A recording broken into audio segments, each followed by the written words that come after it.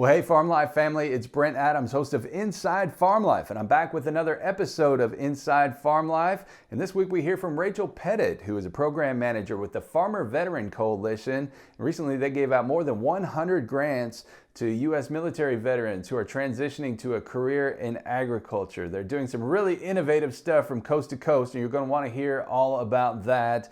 And then we hear about hurricane season. Listen up if you're in the Southeast or the South. The USDA brings some really valuable information by way of meteorologist Brad Rippey and Gary Crawford with the USDA News Service. So we're glad to bring that to you. Also, we talk about some weather-related selling in the markets with Jesse Allen on this week's Market Talk Report. Then our buddy, the hot rod farmer, Ray Bohacz, is talking tires in this week's Bushels and Cents. And if all that isn't enough, then we bring in the music of Allie Colleen. She's a great singer and songwriter out of Nashville by way of Owasso, Oklahoma, doing big things, getting a lot of national press. She dropped a new single here last week. We've got it right here for you on Inside Farm Life. She also has a new album out, so you're going to want to check that out. You can find out more about her at alliecolleenmusic.com. We're going to try to get her on a live stream or a taping here from Nashville in the coming weeks as we get going here, but wanted to bring that music to you when it was hot and fresh.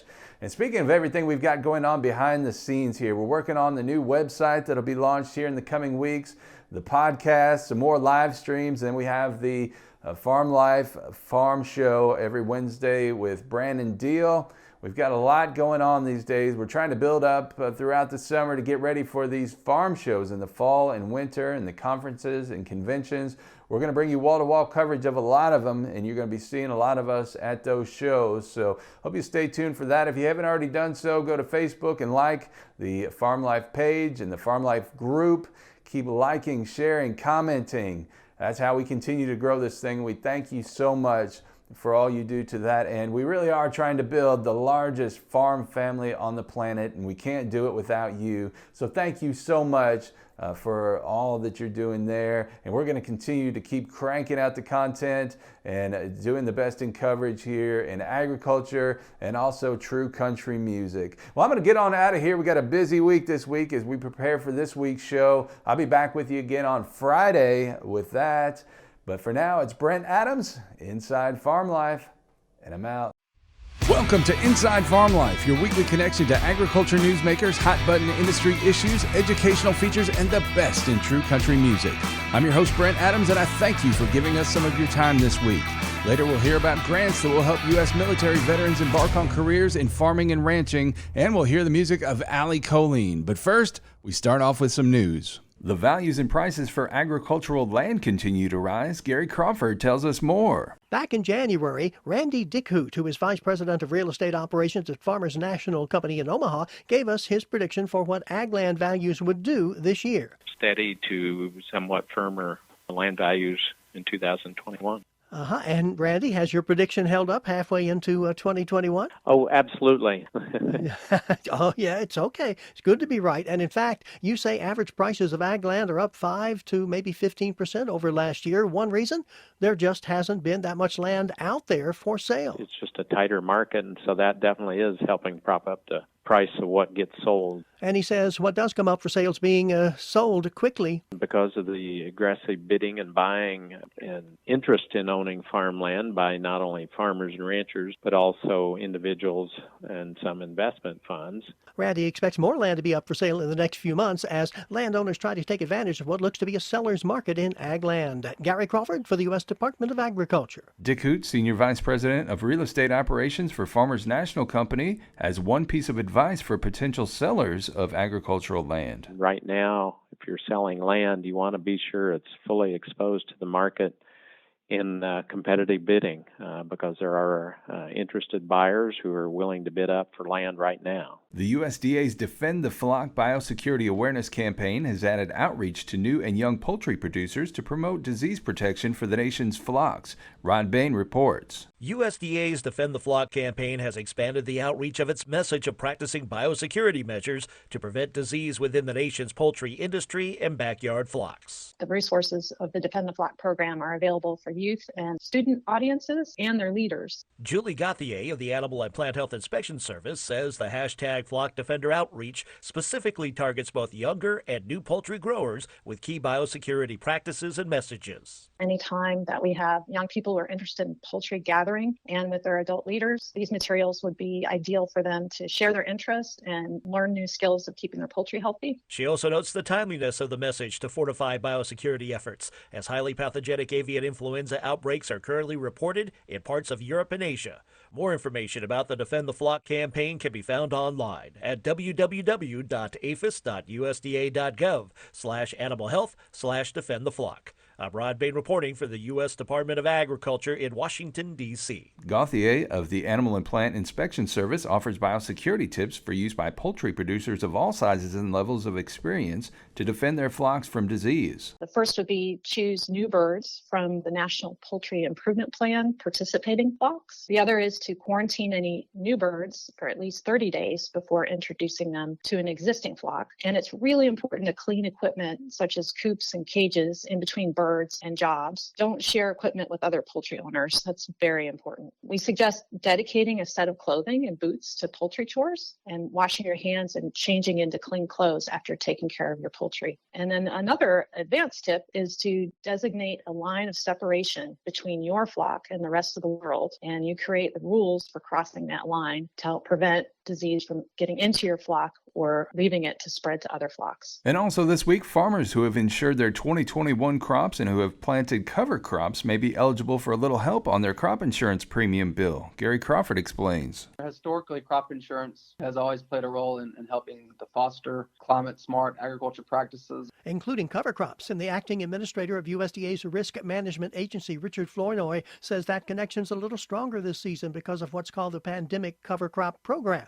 The program is really a part of the USDA's Pandemic Assistance for Producers initiative. The assistance in this case, a $5 an acre crop insurance premium discount for those producers who insured their spring crops with most insurance policies and then planted a qualifying cover crop during the 2021 crop year. Of course, it costs money for a producer to put in a cover crop. So this additional benefit for those who have planted cover crops, we feel will help reduce the cost of crop insurance for those producers. And encourage more use of cover crops. But time is of the essence here. Flournoy says if you qualify for this program, you have to report your cover crop acreage to your Farm Service Agency office by June 15. Gary Crawford for the U.S. Department of Agriculture.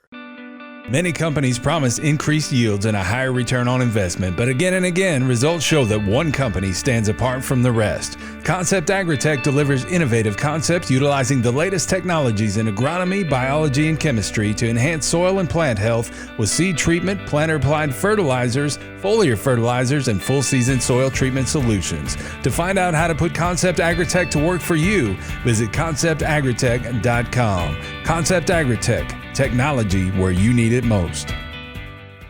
Well, next up on Inside Farm Life, for the past 12 years, the Farmer Veteran Coalition has worked tirelessly to create opportunities for U.S. military veterans to find their niche in agriculture. And that involves providing startup capital to help veterans launch farming or ranching operations. And recently, the organization announced the recipients of more than 100 grants given through the Farmer Veteran Fellowship Fund. So today I wanted to welcome in Rachel Petitt, who's the manager of the Farmer Veteran Fellowship Fund.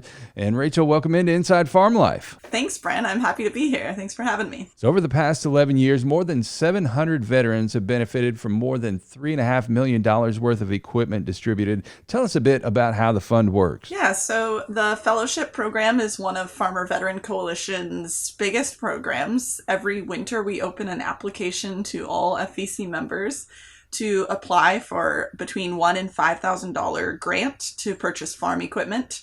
So any Farmer Veteran Coalition veteran member is eligible to apply. We open the application online, and it requires a business plan. So we help people throughout the year to form those business plans that they can submit with their application. And then the application closes around February or March, and by the spring, we're awarding people.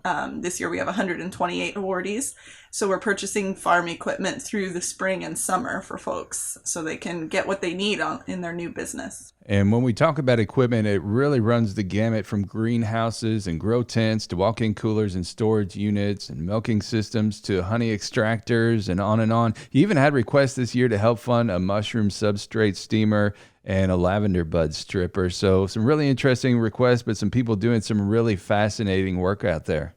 Yeah, we've had some great equipment. One of the ones that I love to talk about is the only veteran-owned chocolate company that's American-made. There's some growers in Hawaii that are two veterans working together growing cacao, and they make a from bean to bar chocolate that's all veteran grown. And we purchased an ATV for them to clear some land on the big island of Hawaii so they could plant all that cacao. So we've worked with cacao growers in Hawaii, cattle ranchers in Alaska. We have a flower grower in Alaska that's so remote that the only way to get to their farm is by seaplane, and they take that seaplane to the farmer's market every week. They are the most remote farm in the United States. So we're working with a real diversity of operations. So let's break down this 2021 class of fellows. They represent nearly 40 states from Alaska to Maine and even Guam. How do they find out about the program? Good question. Yes, so we have a big following on social media, actually. And if you look at the Farmer Veteran Coalition's Facebook or Instagram or on our website, we also have an email newsletter that goes out once a month. And we do a great job of announcing when the application is opening so people can hear about the opportunity to apply. We advertise with a lot of different partner organizations around the country. We have the word coalition in our name for a reason, so we're really interested in allyship and working with other organizations that support veterans and farmers and that intersection of farmer veterans. So together, our network helps promote this opportunity. Of this year's recipients, 47 are women, which doubles the percentage of female awardees from prior years. Tell us about the group of women and the types of roles they play in these farming operations. Yeah, we're seeing a huge increase in the United States in women-owned ag businesses, which is very exciting. In my county, in San Diego County in Southern California, there are more women-owned farm businesses than male-owned farm businesses. So this is a growing trend, and that's reflected in our group of fellowship recipients. Additionally, we received support from Wounded Warrior Project this year, and they encouraged us to select 50% of the awardees for their funding went to women post 9/11 injured, ill, or wounded veteran farmers. So that was a great group of people that we got to support. We often see that women veteran farmers are married to another veteran farmer, and those businesses that we support are extra special because one fellowship award can support two veterans on one farming operation. And we have many couples where the women have held down the farm if their partner is still active duty and is sometimes deployed. In fact, we've worked with someone to modify some equipment so that some of the heavy equipment was manageable by the female part of the business partnership because her husband was pretty suddenly deployed, and so she needed to quickly modify the equipment to take on all of the tasks that traditionally he would have done to operate some of that equipment, and Farmer Veteran Coalition was able to step in and support that transition. And to give a quick breakdown by branch of service, 52% served in the Army, 18% in the Marines, 17% in the Air Force, 11% in the Navy, and 2% in the Coast Guard. So all branches of service are pretty well represented here. Yes, we're very proud to be able to support every single branch. And in each year of the fellowship recipients and also in our membership at large, our 30,000 farmer veteran members across the nation, we see a similar breakdown where by far the biggest branch represented is the Army, which is reflective of the military in our country. And as you kind of alluded to earlier, none of this would be possible without the help of some very generous sponsors who have a heart for supporting those who have dedicated a portion of their lives to defending the freedom of our great country. And some of those include the Kubota Tractor Corporation, Tractor Supply Company, Again, Wounded Warrior Project, Farm Credit, Tartar USA, Homestead Implements, Vital Farms, and even other farmer veterans. And one of the coolest aspects of this is that now you're seeing this program come full circle, and some of the original grant recipients are now starting to support veterans and who are just starting out in agriculture, not only helping to fund grants, but also to provide valuable mentorship. Yes, definitely. We're so just in awe of the generosity of our members. They are throughout the year helping each other with mentoring. We have a Facebook group for our members to discuss farming operations together, and people are always willing to support, help out, lend equipment, offer advice, get on the phone. It's really amazing to see. And this year with the fellowship program, it was taken to the next step with 3 previous recipients turning around and donating to the fund this year, and we're just so honored to have them. And we should mention that the Farmer Veteran Coalition recently had a membership explosion after it was highlighted by the U.S. Office of Veterans Affairs. You picked up 1,300 new members in a 24-hour span. That's incredible. Yes, their phones were ringing off the hook a couple of weeks ago. We were surprised by that article, very pleasantly surprised, and feel very thankful to the VA for that publicity because it really got our program in front of faces of veterans and active duty servicemen and women that might consider agriculture as their next opportunity. And it's great to get the information out there so that folks know what their options are when they're separating from their military career and looking towards what their civilian life will look like. So we had a huge explosion of folks that are just interested in that exploration phase of figuring out if farming is right for them. And that's what we're here for. We answer the phones. You talk to a real human being at Farmer Veteran Coalition, and we're all experienced either having farmed ourselves, or lots of us are veterans, and we're here to answer questions or find someone who can get you the answer. And now you serve nearly 30,000 veterans turned farmers and ranchers, and the organization has been quite successful in getting millions of dollars in USA funds appropriated for farmer veterans and the groups that support them. If anyone is listening to this and believes they might qualify to become a part of the Farmer Veteran Coalition, they should go check out the organization's website, farmvetco.org. Again, farmvetco.org. There you can find a full list of the 2021 grant recipients, as well as a whole host of other resources that can help you on your transition from military life to agriculture. You can also follow them on Facebook or Instagram at Farmer Veteran Coalition, and Twitter at FarmVetco. And Rachel, thank you so much for taking the time to join us here today on Inside Farm Life. We hope you'll come back again and again and continue to share with us the great work being done by Farmer Veteran Coalition. Thanks so much, Brent. I'm happy to have been here. And again, we've been speaking with Rachel Petitt, the manager of the Farmer Veteran Fellowship Fund for the Farmer Veteran Coalition. Well, next up this week on Inside Farm Life, climate experts are predicting another busy and dangerous Atlantic storm season. On this special edition of Agriculture USA, Gary Crawford has the latest update on the forecast and things we can do to prepare for any weather disaster. Exactly 1 year ago, we heard this prediction for the then upcoming 2020 Atlantic tropical storm and hurricane season. An above normal season is most likely. And a few days ago for this season, an above normal season is most likely. yes, the same forecast as last year. An above normal season. We can never be too prepared. Everyone can take steps now to make sure that they're prepared for this season. Coming up on this edition of Agriculture USA, a look at the forecast for this coming hurricane season and some things that we can do to prepare our homes and families for things like hurricanes, floods, and other severe weather. I'm Gary Crawford. There is a 60% chance of an above normal season and a 10% chance of a below normal season. Ben Friedman, acting chief of the National Oceanic and Atmospheric Administration, NOAA, telling reporters that the chances for an active above normal hurricane season are pretty good. Chances for a relatively mild season practically nil. Putting numbers to it, he says there's a 70% chance that we'll see in the Atlantic basin 13 to 20 named storms, 6 to 10 will become hurricanes. This includes 3 to 5 major hurricanes. And that's almost exactly what had been forecast for 2020. It's very, very similar. Yes, Agriculture Department meteorologist Brad Rippey. Now, that forecast being the same as was made last year, that's worrisome because, of course, last season was far worse than predicted. We ended up with an all-time record, 30 named storms. We also set records in 2020 for the number of named storms to hit the United States, 12. Damage caused by those storms well in excess of $40 billion.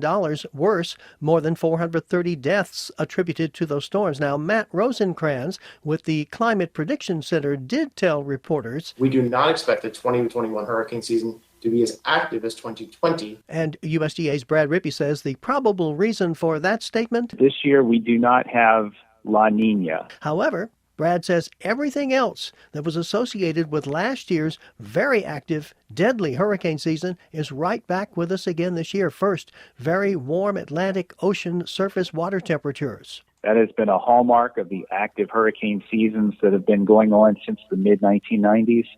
Also expected this year is that we have weak trade winds across the formation zone. That means there aren't strong winds to tear apart hurricanes. Also, across the Atlantic, off the coast of West Africa, there are very active, strong monsoon storms.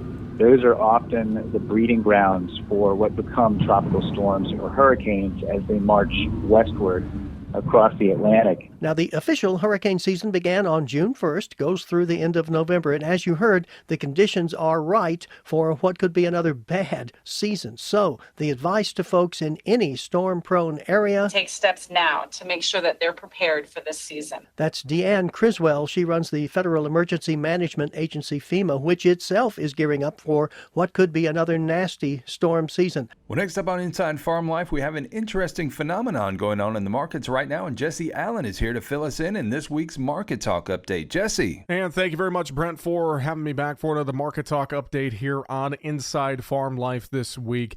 As we take a look here, getting into the month of June, it's an interesting dynamic right now in the grain markets. We don't normally trade a weather market this early in the growing season. We'll see a few weather factors thrown in, but normally we don't trade a weather market this heavily this early. Mike Zuzolo of Global Commodity Analytics was my guest on Market Talk this last Wednesday, and I asked him his thoughts on why the grain markets are trading a weather market this early in the growing season, because it's an interesting dynamic. Here's what Mike had to say. Yeah, and a couple things. I think what I'm looking at very early on this month, Jesse, is maybe a very similar pattern in terms of trade sentiment and psychology as what we saw in May, where the first half of May, we came in trading weather and supply. And the trade really didn't look much at demand. They pushed it back onto the back burner because of the weather issues that we were dealing with. Second half of May, however, especially the last week and week and a half, the demand market came roaring back as a front burner top tier issue, mainly because China wanting to work down prices because of some policy shifts that they were putting in place, not only affecting copper, iron ore, but also ag commodities and specifically corn. I'm not so sure that we won't see kind of a similar type pattern where the trade is very uncomfortable, again, led by the spring wheat country. Fargo, North Dakota is going to get up to 101 degrees the next couple days. The rains the models forecasted last week did not appear to happen, and we've still got a very large swath of the United States crop belt, maybe not the primary corn belt, but the crop belt in a very dire situation very early on. And that's why I think June could be as much in the first half a weather market as much as May was. One other thing I would say, and as a side note, I'll say the European model is just not being nearly as generous about the Northern Plains getting rains the next 7 days as the GFS model is at this point in time. So we may be right back on the hunt for trying to break through $8 Minneapolis or spring wheat futures as we get into the end of this week or the beginning of next week, on the idea that crop conditions will fall even more, unexpectedly more, in spring wheat next Monday. I think the other thing that came into play here, that it probably is going to come into play in the month of June, is the WASDE report. And I got to tell you, Jesse, I think we're just beginning on what China may try to do to work these prices lower. They're working very hard, changing physically and literally changing their government policy on their currencies. They've widened their currency band to weaken it against the US dollar because it just made a 3-year high against the US dollar. And then just in the overnight markets, they've changed some of their lending facilities so that it would try and weaken the currency, the Chinese yuan, by speculators not wanting to buy it as aggressively as they've been buying. So don't expect, if one thing you take away from today's interview, in my opinion, is don't expect China to walk away and stop trying to break these markets down. And let's be real honest with one another here in these kind of markets. Look, I've never heard anybody say when they got back from the grocery store, well, my steak was just too low a priced. I'm really ticked off.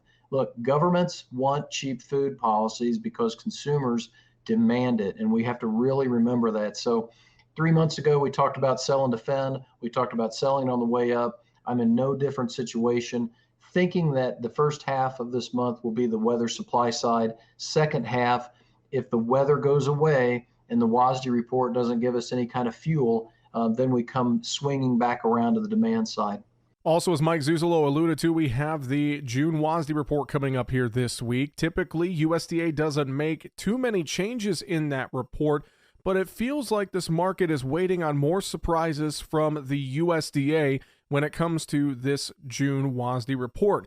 Here's what Mike had to say, his thoughts on whether or not we could see surprises in the June report. I think we've got a world stocks to use ratio to maybe throw up as we talk about this, Jesse, because Brazil is going to be the leading candidate to bring the stocks to use level down from the current 25%. Where that red star is where I think we're heading towards if we have any weather issues at all. We're a long way away from a 179.5 yield in the United States corn right now. I think a long way away, and I don't think we're much higher than last year's 172, maybe a bushel, maybe 2 bushels, but everybody's talking about acres right now going up. That's fine, but we also have to put down the most important element, and that is the yield number. And again, that's comments with Mike Zuzolo of Global Commodity Analytics. You could find more online by going to markettalkag.com or searching your favorite streaming sources for the latest episodes of Market Talk.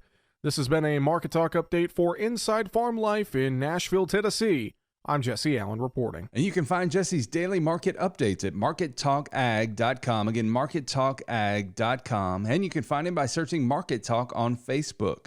He also appears on the American Ag Network, and you can hear him host Your Ag Today, weekday mornings about 6:50 a.m. Eastern on SiriusXM Satellite Radio, Rural Radio, Channel 147. Well, next up on Inside Farm Life, is it time to buy new tires for your farm equipment or personal vehicle? In this week's installment of Bushels and Cents, the hot rod farmer, Ray Bohacz, says it's buyer beware. Welcome to Bushels and Cents from Farm Machinery Digest Radio, heard exclusively on SiriusXM Channel 147 Rural Radio. I am your host, Ray Bohacz, the hot rod farmer. And never forget, it is not what you make, but what you keep that counts. When getting ready to invest in new tires for a road or farm vehicle, make sure you check all the manufacturing date codes before any funds exchange hands. The DOT mandates that every tire has a date stamp identifying when it was made. Most farm tire manufacturers do the same thing, though not mandated by law. It will be a 4-digit number such as 0321. The first 2 digits are the week, and the last 2 are the year, the 3rd week of 2021 in the example. Agriculture runs on machinery, profits on reliability. Visit farmmachinerydigest.com, where steel and soil meet. And don't forget, you can check out all of Ray Bohacz's great multimedia content at farmmachinerydigest.com. And he's launched Farm Machinery Digest Radio on SiriusXM Rural Radio, Channel 147. It airs each Saturday at 11 a.m. Eastern and again on Sundays at 6 p.m. Eastern, so I hope you'll go and give him a listen. Well, with the business out of the way, now it's time to take things back to the country. And this week we feature a singer-songwriter out of Nashville by way of Oklahoma. She's blazing a real trail for herself, and recently she dropped her debut album, Stones. Here's a cut from that album. This is Playing House on Inside Farm Life.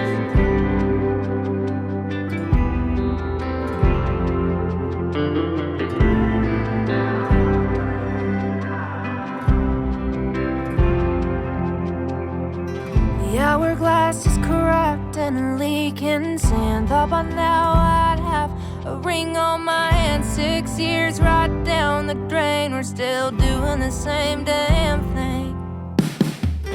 Tell me, should I leave a light on? We've been doing this for so long, so long. Can you tell me where we're going? I can't tell which way the wind is blowing. I wanna believe in those sweet things that drip from your mouth. If those words were water, then boy, I'd be drowned in by now. Is this love, or are we just playing house, house, house, playing house, house? Well, I've been pulling petals off a rose, felt like I'm putting my whole life on hold. You love me, but not enough. Is it time to give up? Tell me, should I leave a light on? We've been doing this for so long, so long. Can you tell me where we're going? I can't tell which way the wind is blowing. I wanna believe in those sweet things that drip from your mouth. If those words were water, then boy, I'd be drowned in by now. Is this love, or are we just playing house, house, house, playing house, house? What you're doing is Chinese torture, drip, drip, drip, drip, dripping down, and boy, you're holding out for something more. What am I holding on for? Tell me, should I leave a light on? We've been doing this for so long, so long. Can you tell me where we're going? Cause I can't tell which way the wind is blowing. I wanna believe in those sweet things that drip from your mouth. If those words were water, then boy, I'd be drowned in by now. Is this love, or are we just playing house, house, house, playing house, house, house? And that was Allie Colleen with Playin' House. And you can find out more about her at alliecolleenmusic.com. Well, that's all the time we have for this week, friends and neighbors. For now, it's Brent Adams. Let's meet up here again next week. And hey, bring along a friend. You've been listening to Inside Farm Life, a production of Farm Life Media. If you have topic suggestions for future episodes, drop us a line at brent@farmlifemedia.com. And be sure to like the Farm Life page and join the Farm Life group on Facebook.